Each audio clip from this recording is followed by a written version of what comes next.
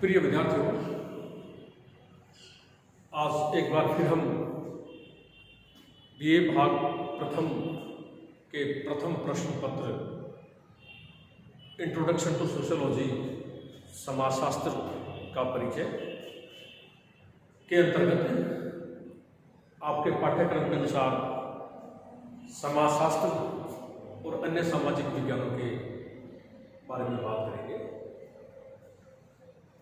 समाजशास्त्र का परिचय इस प्रश्न पत्र के अंतर्गत जैसा कि आपको बताया गया था, आपके पाठ्यक्रम की जो प्रथम इकाई है उसमें origin of sociology, meaning of sociology, definition of sociology,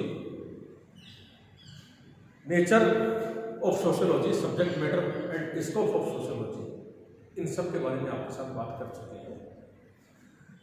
समाजशास्त्र की उत्पत्ति, समाजशास्त्र का अर्थ, समाजशास्त्र की परिभाषा, समाजशास्त्र की प्रकृति, समाजशास्त्र के अध्ययन सामग्री और समाजशास्त्र क्षेत्र, इन सब बातों के अंतर्गत हमने आपको यह बताने का प्रयत्न किया कि समाजशास्त्र प्रथम वर्ष के विद्यार्थियों के लिए एक नया विषय है, क्योंकि आपको बताया गया था कि राजस्थान के बहुत कम विद्यालय हैं जहाँ पर +2 लेवल पर समाजशास्त्र का अध्ययन किया जाता है। तो उस दृष्टिकोण से आपके लिए यह एक नया विषय है। समाजशास्त्र अन्य सामाजिक विज्ञानों की तुलना में दूसरे दृष्टिकोण से यूं भी एक नया विषय है, क्योंकि आपको हमने पिछली कुछ कक्षाओं में बताया कि अन्य सामाजिक विज्ञानों की तुलना में समाजशास्त्र की उत्पत्ति बहुत देर से हुई। 1838 में 1838 में समाजशास्त्र की उत्पत्ति हुई और ऑगस्ट कॉम्टे ने समाजशास्त्र की उत्पत्ति की। ये सारी बातें हम पिछले कुछ क्लासेस में कर चुके हैं। हमने वहां पर यह भी बताने का आपको प्रयास किया था, जब हम समाजशास्त्र का अर्थ देख रहे थे, समाजशास्त्र की परिभाषा देख रहे थे, तभी आपको बताया था कि समाजशास्त्र वह विषय है जो समाज का, सामाजिक घटनाओं का, सामाजिक संबंधों का, सामाजिक संस्थाओं का अध्ययन करता है। ना सिर्फ इन सब का अध्ययन करता है बल्कि वैज्ञानिक दृष्टिकोण से अध्ययन करता है। समाजशास्त्र वह विषय है जो सामाजिक संबंधों का, सामाजिक घटनाओं का, सामाजिक संस्थाओं का वैज्ञानिक दृष्टिकोण से अध्ययन करता है। इस दृष्टिकोण से समाजशास्त्र को सामाजिक विज्ञानों की श्रेणी में रखा गया है। सामाजिक विज्ञानों की श्रेणी में रखा गया है, ना कि प्राकृतिक विज्ञानों की श्रेणी में, क्योंकि समाजशास्त्र की जो अध्ययन वस्तु है वो सामाजिक घटनाएं हैं और सामाजिक घटनाओं की प्रकृति परिवर्तनशील होती है। सामाजिक घटनाओं की प्रकृति जटिल प्रकृति होती है।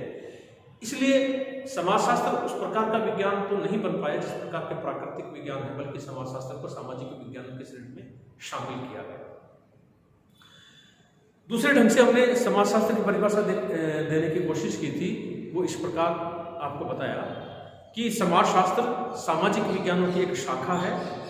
समाजशास्त्र सामाजिक विज्ञानों की एक शाखा है जो सामाजिक घटनाओं का वैज्ञानिक दृष्टिकोण से अध्ययन करता है। ठीक है। और इस प्रकार जिस प्रकार से अन्य सामाजिक विज्ञान है, जैसे हम बात करें अर्थशास्त्र है, इतिहास है, आपका लोक प्रशासन है, मनोविज्ञान है, उसी श्रेणी में समाजशास्त्र को भी शामिल किया गया है। तो ये सारी बातें हम पूर्व की कुछ कक्षाओं में कर चुके हैं। और जब हम समाजशास्त्र की उत्पत्ति की बात कर रहे थे तब आपको बताया गया था कि इसका तात्पर्य हम कदापि यह नहीं समझे, क्योंकि 1838 में समाजशास्त्र की उत्पत्ति हुई और समाजशास्त्र वह विषय है या सामाजिक विज्ञानों की वह शाखा है जो सामाजिक घटनाओं का वैज्ञानिक दृष्टिकोण से अध्ययन करता है। इसका तात्पर्य कदापि यह नहीं समझे कि 1838 से पहले समाज नहीं थे, सामाजिक घटनाएं घटित नहीं होती थी, सामाजिक संस्थाएं नहीं थी, सब कुछ था, लेकिन उन सब का अध्ययन करने वाले विषय को समाजशास्त्र नहीं कहा जाता था, बल्कि विभिन्न सामाजिक विज्ञानों के अंतर्गत सामाजिक घटनाओं का अध्ययन किया जाता था। जैसे बात करें विभिन्न सामाजिक विज्ञानों के अंतर्गत इतिहास के अंतर्गत सामाजिक घटनाओं का अध्ययन किया जाता था, अर्थशास्त्र के अंतर्गत सामाजिक घटनाओं का अध्ययन किया जाता था, मनोविज्ञान के अंतर्गत सामाजिक घटनाओं का अध्ययन किया जाता था, मानव शास्त्र के अंतर्गत सामाजिक घटनाओं का अध्ययन किया जाता था, राजनीति विज्ञान के अंतर्गत सामाजिक घटनाओं का अध्ययन किया जाता था और दर्शन शास्त्र के अंतर्गत भी कुछ सामाजिक घटनाओं का अध्ययन किया जाता था। ठीक है। फिर इसकी उत्पत्ति की आवश्यकता क्यों पड़ी, उसके जवाब में हमने आपको बताने की कोशिश की थी कि ये जो विभिन्न सामाजिक विज्ञान सामाजिक घटनाओं का अध्ययन करते हैं, इन सब का अध्ययन करने का दृष्टिकोण, नजरिया या परिप्रेक्ष्य सही नहीं है। इसलिए ऑगस्ट कॉम्टे को आपत्ति थी कि ये जो विभिन्न सामाजिक विज्ञान सामाजिक घटनाओं का अध्ययन कर रहे हैं, उनका अध्ययन करने का परिप्रेक्ष्य सही नहीं है। एक ऐसा विषय हो जो सामाजिक घटनाओं को सामाजिक दृष्टिकोण से देखे। इसलिए ऑगस्ट कॉम्टे ने यह सोचकर 1838 में समाजशास्त्र की उत्पत्ति की थी और सामाजिक घटनाओं को देखने का अपना एक नजरिया, एक दृष्टिकोण, एक परिप्रेक्ष्य हमारे सामने प्रस्तुत किया कि यह वो विषय होगा या सामाजिक घटनाओं को देखने के लिए समाजशास्त्र दृष्टिकोण से, सामाजिक दृष्टिकोण से सामाजिक घटनाओं का अध्ययन किया जाना चाहिए। यह सोचकर ऑगस्ट कॉम्टे ने समाजशास्त्र की उत्पत्ति की थी। इसके अतिरिक्त हमने समाजशास्त्र की प्रकृति की बात की और उसमें बताया कि समाजशास्त्र की प्रकृति वैज्ञानिक प्रकृति है, क्योंकि समाजशास्त्र सामाजिक विज्ञानों की एक शाखा है और सामाजिक विज्ञानों की प्रकृति वैज्ञानिक प्रकृति है, इसलिए समाजशास्त्र की प्रकृति भी वैज्ञानिक प्रकृति है। इसके अतिरिक्त हमने समाजशास्त्र के अध्ययन वस्तु के बारे में बात की थी, जिसके अंतर्गत हमने जॉनसन, गिन्सबर्ग और मैक्स वेबर के विचारों को शामिल किया था और उन सबका जब निष्कर्ष निकाला था तो यही निष्कर्ष था कि जो कुछ भी समाज में विद्यमान है वो सब की सब समाजशास्त्र की अध्ययन सामग्री है, समाजशास्त्र की विषय वस्तु। इन सब के बारे में बात करने के पश्चात आपके पाठ्यक्रम के अनुसार हम आगे बढ़ते हैं और आपका अगला जो अध्याय है, प्रथम अध्याय वो है sociology and other social science, यानी कि समाजशास्त्र और अन्य सामाजिक विज्ञान। यह हम स्पष्ट कर चुके हैं कि समाजशास्त्र सामाजिक विज्ञानों की शाखा है और सामाजिक विज्ञानों की शाखा के अंतर्गत जिस प्रकार से विभिन्न सामाजिक विज्ञान अपने अपने परिप्रेक्ष्य से, अपने अपने दृष्टिकोण से, अपने अपने नजरिए से सामाजिक घटनाओं को देखते हैं, ठीक उसी प्रकार से समाजशास्त्र भी अपने समाजशास्त्रीय परिप्रेक्ष्य से सामाजिक घटनाओं को देखता है। बात आती है कि समाजशास्त्र का अन्य सामाजिक विज्ञानों के साथ क्या संबंध है, तो इसके जवाब में हम ये कह सकते हैं, एक बात तो स्पष्ट हो ही गई कि समाजशास्त्र की उत्पत्ति 1838 में हुई और सामाजिक घटनाओं का अध्ययन 1838 से पहले विभिन्न सामाजिक विज्ञानों के अंतर्गत किया जाता था। जैसे हमने बताया, इतिहास है, अर्थशास्त्र है, मनोविज्ञान है, मानव शास्त्र है, राजनीति शास्त्र है और दर्शन शास्त्र है। इन विभिन्न सामाजिक विज्ञानों के अंतर्गत सामाजिक घटनाओं का अध्ययन किया जाता था। तो एक बात तो स्पष्ट है कि समाज शास्त्र इन सामाजिक विज्ञानों से पृथक हो ही नहीं सकता। जब 1838 से पहले विभिन्न सामाजिक विज्ञान सामाजिक घटनाओं का अध्ययन कर रहे थे, तो इसका मतलब निश्चित रूप से समाज शास्त्र विभिन्न सामाजिक विज्ञानों से संबंधित है। ना सिर्फ संबंधित है बल्कि घनिष्ठ रूप से संबंधित है। ठीक है। दूसरी बात, जब ऑगस्ट कॉम्टे ने 1838 में समाजशास्त्र की उत्पत्ति की थी, तो ऑगस्ट कॉम्टे ने समाजशास्त्र की उत्पत्ति यह सोचकर नहीं की थी कि समाजशास्त्र को विज्ञान बनाया जाए। अगर ऐसी भ्रांति है तो इस भ्रांति को हमको निकाल देना चाहिए। ऑगस्ट कॉम्टे का मात्र इतना उद्देश्य था कि सामाजिक घटनाओं को सामाजिक नजरिए से देखना चाहिए। तो इसलिए ऑगस्ट कॉम्टे ने 1838 में हमको जो नई चीज दी अध्ययन के लिए, जो नया दृष्टिकोण दिया अध्ययन के लिए, वो समाजशास्त्रीय परिप्रेक्ष्य है। उनका साफ साफ कहना था कि सामाजिक घटनाओं को सामाजिक नजरिए से देखना चाहिए और समाजशास्त्रीय परिप्रेक्ष्य से सामाजिक घटनाओं का अध्ययन करना चाहिए। तो नो डाउट निश्चित रूप से समाजशास्त्र अन्य सामाजिक विज्ञानों से घनिष्ठ रूप से संबंधित है। ठीक है। अब बात आती है कि विभिन्न सामाजिक विज्ञानों के अंतर्गत विभिन्न सामाजिक विज्ञानों के साथ समाजशास्त्र का क्या संबंध है। इससे पहले हम कुछ बातें और करना चाहते हैं आपके साथ। वो ये कि ऑगस्ट कॉम्टे ने जब 1838 में समाजशास्त्र की उत्पत्ति की, कदापि उन्होंने यह सोचकर समाजशास्त्र की उत्पत्ति नहीं की थी कि समाजशास्त्र को विज्ञान बनाया जाए। हाँ, यह जरूर है कि समाजशास्त्र के अंतर्गत जो सामाजिक घटनाओं का अध्ययन हो वो इस प्रकार के अध्ययन हो जो कि विश्वसनीय हो, जो कि वैज्ञानिक दृष्टिकोण से किए जाए। ठीक है। समाजशास्त्र के अंतर्गत जो सामाजिक घटनाओं के अध्ययन हो वो ऐसे अध्ययन हो जो कि विश्वसनीय अध्ययन हो, जो कि वैज्ञानिक दृष्टिकोण से किए जाए। यानी कि जो भी अध्ययन हो वो अध्ययन ऐसे हो जिन पर लोग विश्वास कर सके और एक ऐसा विषय हो जो कि विश्वसनीय विषय हो। यह सोचकर ऑगस्ट कॉम्टे ने समाजशास्त्र की उत्पत्ति की। ठीक है। और जब हम कहते हैं कि समाजशास्त्र एक विज्ञान है, समाजशास्त्र वैज्ञानिक दृष्टिकोण से सामाजिक घटनाओं का अध्ययन करता है, इसका तात्पर्य यह है कि समाजशास्त्र जब सामाजिक घटनाओं को देखता है तो वो व्यवस्थित, क्रमबद्ध, पक्षपात रहित, पूर्वाग्रह रहित और वस्तुनिष्ठ दृष्टिकोण से सामाजिक घटनाओं को देखने की कोशिश करता है। इसलिए जब कहते हैं कि समाजशास्त्र एक विज्ञान है, तो समाजशास्त्र विज्ञान है वो इसलिए है क्योंकि समाजशास्त्र के अंतर्गत जो सामाजिक घटनाओं का अध्ययन किया जाता है वो अध्ययन का दृष्टिकोण वैज्ञानिक है, वो अध्ययन का दृष्टिकोण विश्वसनीय है, इसलिए समाजशास्त्र को विज्ञान की श्रेणी में शामिल किया जाता है। लेकिन कदापि हम यह नहीं समझे कि ऑगस्ट होल्ट ने जो 1838 में समाजशास्त्र की उत्पत्ति की थी वो इसलिए की थी कि आगे जाकर समाजशास्त्र को विज्ञान का दर्जा दिया जाए। 1838 में समाजशास्त्र की उत्पत्ति हुई, तब से लेकर वर्तमान समय तक समाजशास्त्र से संबंधित जितने भी विद्वान रहे हैं उन सब का यह प्रयास रहा है कि समाजशास्त्र को विज्ञान का दर्जा मिले। विज्ञान का दर्जा इसलिए मिले क्योंकि अन्य अध्ययनों की तुलना में या अन्य विषयों की तुलना में जो विज्ञान है, जो वैज्ञानिक अध्ययन है, वो विश्वसनीय होते हैं।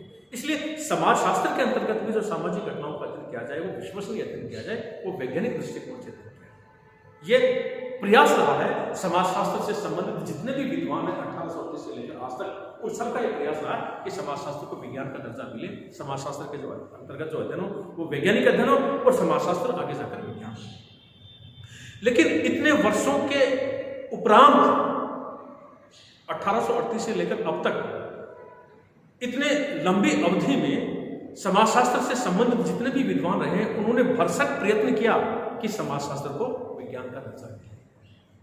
लेकिन इस प्रयत्न में, इस प्रयास में समाजशास्त्र से संबंधित विद्वानों को पूरी तरह से सफलता नहीं मिली, क्योंकि समाजशास्त्र को विज्ञान बनाने के चक्कर में समाजशास्त्र की उत्पत्ति का जो मूल ध्येय था, जो मूल उद्देश्य था, उस मूल उद्देश्य से समाजशास्त्र से संबंधित विद्वान भटक गए। समाजशास्त्र को विज्ञान भी नहीं बना पाए और समाजशास्त्र की उत्पत्ति का जो मूल उद्देश्य था उस मूल उद्देश्य से भी समाजशास्त्र से संबंधित जो विद्वान है वो भटक गए। क्योंकि समाजशास्त्र की बनाने का उद्देश्य कदापि यही नहीं था कि समाजशास्त्र आगे जाकर विज्ञान बने, बल्कि समाजशास्त्र की उत्पत्ति तो इसलिए की गई थी कि समाजशास्त्र के अंतर्गत सामाजिक घटनाओं का वैज्ञानिक दृष्टिकोण से अध्ययन किया जाए। समाजशास्त्र के अंतर्गत सामाजिक घटनाओं का समाजशास्त्र दृष्टिकोण से अध्ययन किया जाए, व्यक्ति का अध्ययन किया जाए, व्यक्ति की भावनाओं का अध्ययन किया जाए, मानवीय संबंधों का अध्ययन किया जाए, मनुष्य के व्यवहार का अध्ययन किया जाए, ये सोचकर समाजशास्त्र की उत्पत्ति की थी, ना कि समाजशास्त्र को विज्ञान बनाने के लिए समाजशास्त्र की उत्पत्ति की थी। तो समाजशास्त्र से संबंधित जो विद्वान थे वो तो लगे इस दौड़ में कि समाजशास्त्र को तो विज्ञान बनाया जाए, और समाजशास्त्र को विज्ञान बनाने के चक्कर में वे लोग मानव के अध्ययन को भूल गए, मानव की क्रियाओं के अध्ययन को भूल गए, मानवीय संबंधों के अध्ययन को भूल गए, मानवीय गुणों और मानवीय अवगुणों के अध्ययन को भूल गए और समाजशास्त्र को विज्ञान बनाने की दौड़ में शामिल हो गए। तो एक लंबे अंतराल के पश्चात समाजशास्त्र के अंतर्गत एक असंतोष कुछ विद्वानों में दिखाई देने लगा। समाजशास्त्र के वैज्ञानिक परिप्रेक्ष्य के विपरीत एक गहरा असंतोष समाजशास्त्र के संबंधित जो विद्वान थे उनमें उभर कर आया, और इस बात की आपत्ति जताई जाने लगी कि कदापि समाजशास्त्र का उद्देश्य समाजशास्त्र को विज्ञान बनाना नहीं था। ठीक है, आपने प्रयास कर लिया, आपने प्रयत्न कर लिए समाजशास्त्र को विज्ञान बनाने के, लेकिन आपको इस प्रयास में सफलता नहीं मिली। इसलिए समाजशास्त्र को विज्ञान बनाने का चक्कर छोड़िए और समाजशास्त्र के अंतर्गत, समाज के अंतर्गत जो व्यक्ति है, जो मानव है, जो मानवीय संबंध है, जो मानवीय गुण है, जो मानवीय अवगुण है, जो व्यक्ति है, उसका वैज्ञानिक दृष्टिकोण से अध्ययन करने के पश्चात उनका मानवीय दृष्टिकोण से अध्ययन किया जाए। इस बात के समर्थक जो समाजशास्त्र से संबंधित विद्वान थे वो समाजशास्त्र के वैज्ञानिक दृष्टिकोण रखने वाले समाजशास्त्र के विपरीत उन्होंने अपना एक खेमा, अपना एक समूह खड़ा कर दिया और कहा कि छोड़ दीजिए आप समाजशास्त्र का विज्ञान बनाने का चक्कर, समाजशास्त्र की उत्पत्ति का उद्देश्य कदापि यह नहीं था। समाजशास्त्र के अंतर्गत जो व्यक्ति है, जो मानव है, जो मानवीय संबंध है, जो मानवीय गुण और अवगुण है, मानव का जो स्वभाव है, उसका अध्ययन किया जाना चाहिए। किसी घटना विशेष पर फोकस न डालकर होलिस्टिक या संपूर्णता में समाज का अध्ययन किया जाना चाहिए, न कि किसी पक्ष विशेष का। यह सोचकर आगे जाकर समाजशास्त्र में दो प्रकार के जो अभिमुखन खड़े हुए। एक तो समाजशास्त्र का वैज्ञानिक अभिमुखन,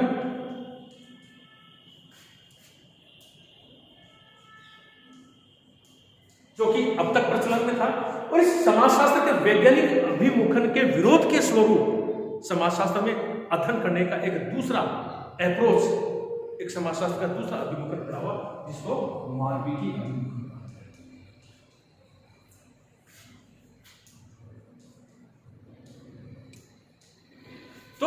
इतने लंबे समय के तक वैज्ञानिक दृष्टिकोण से वैज्ञानिक अभिमुखन के अंतर्गत सामाजिक संबंधों का, सामाजिक घटनाओं का, सामाजिक संस्थाओं का अध्ययन किया गया। उसके विरोध के स्वरूप समाजशास्त्र में एक नया अध्ययन करने का एक उपागम उभर कर आया।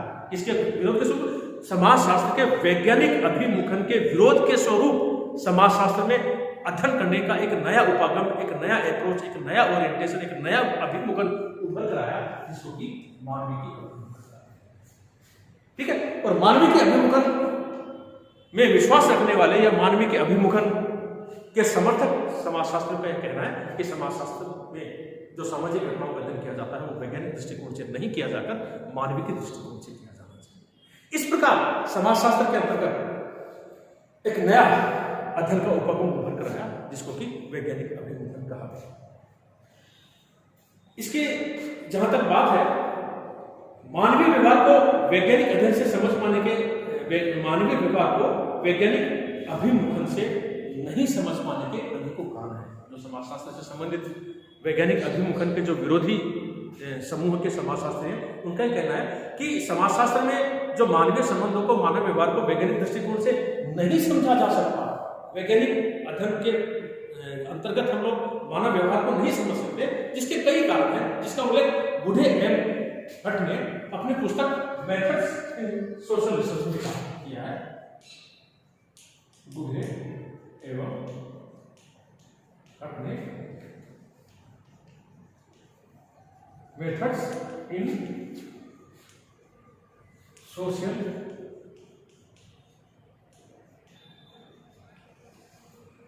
बुढ़े भट्ट ने अपनी पुस्तक मेथड्स इन सोशल रिसर्च में इस बात का उल्लेख किया है कि मानव व्यवहार को जो है वैज्ञानिक दृष्टिकोण से नहीं समझ सकते, जिसके कि ये कारण है। पहला कारण उन्होंने बताया कि मानव का व्यवहार अत्यंत परिवर्तनशील है। समय के साथ परिस्थितियों में मानव का व्यवहार बदलता रहता है और बदलने वाले व्यवहार का वैज्ञानिक दृष्टिकोण से अध्ययन नहीं किया जा सकता। वैज्ञानिक दृष्टिकोण से तो अध्ययन किसी तटस्थ वस्तु का किया जा सकता है।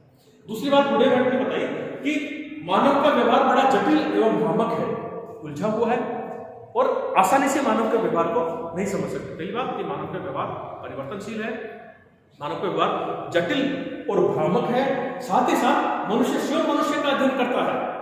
समाजशास्त्र में क्या होता है, सामाजिक घटनाएं मनुष्य से संबंधित होती है, मनुष्य स्वयं मनुष्य का अध्ययन करता है, इसलिए वो पूरी तरह से तटस्थ, पूरी तरह से वस्तुनिष्ठ नहीं रह पाता। उसमें कहीं न कहीं विषय परकता का, कहीं न कहीं व्यक्तिनिष्ठा का समावेश हो जाता है। इसलिए मानव व्यवहार का वैज्ञानिक दृष्टिकोण से अध्ययन संभव नहीं है। नेक्स्ट बात कि समाजशास्त्र में कहते हैं कि विज्ञानों में प्रयोगशाला होती है। जो समाजशास्त्र के वैज्ञानिक अभिमुखन के समर्थक, उनका कहना है कि समाजशास्त्र का तो पूरा समाज ही विज्ञान है, सॉरी पूरा समाज ही प्रयोगशाला है। ऐसा संभव नहीं है, क्योंकि प्रयोगशाला में तो क्या है कि परिस्थितियों को नियंत्रित किया जा सकता है, जबकि समाज में मानव के व्यवहार को, सामाजिक परिस्थितियों को नियंत्रित नहीं किया जा सकता। इसलिए प्रयोगशाला की नियंत्रित स्थिति सामाजिक क्षेत्र में संभव नहीं है, क्योंकि हम समूह, परिवार, भीड़ जैसी स्थितियों का प्रयोगशाला में अपनी इच्छानुसार निर्मित और नियंत्रित नहीं कर सकते। यानी कि जो सामाजिक परिस्थितियां हैं, मानव का व्यवहार, जो व्यवहार है, हम उसको उस प्रकार से नियंत्रित नहीं कर सकते जिस प्रकार से विज्ञानों में, प्रयोगशाला में परिस्थितियों को नियंत्रित किया जा सकता है। इसलिए अब तक समाजशास्त्र को वैज्ञानिक बनाने वाले थे, समाजशास्त्र के वैज्ञानिक अभिमुखन के विरोध के स्वरूप समाजशास्त्र में अध्ययन का एक नया उपागम उभर कर आया, जिसको कि मानविकी अभिमुखन कहा गया। Thank you.